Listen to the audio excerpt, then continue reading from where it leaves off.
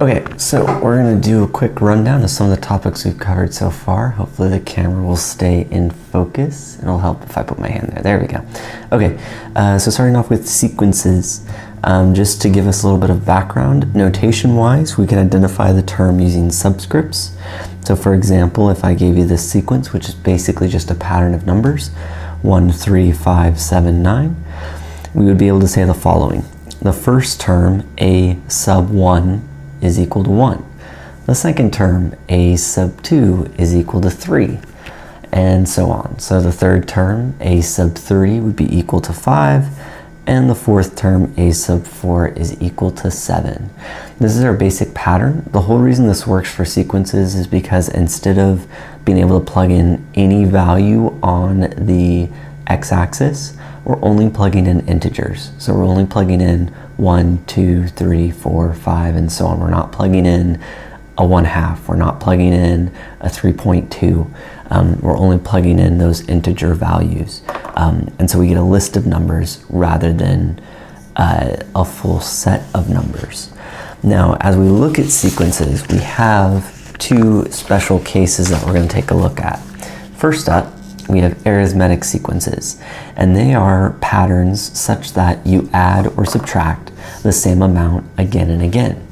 So for example, if I gave you this pattern right here, same as before, 1, 3, 5, 7, 9, if we were to look at that list, hopefully we can pretty easily see that each time I am in fact adding 2.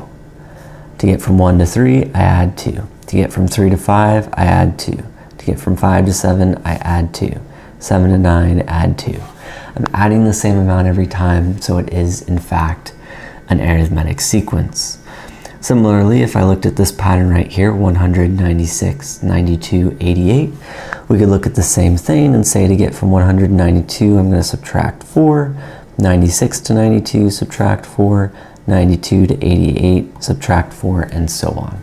Adding or subtracting the same amount is an arithmetic sequence. The other common pattern we have is ones that are called geometric. Now, a geometric sequence is one in which you multiply or divide by the same amount each time. Arithmetic, add or subtract. Geometric, multiply or divide.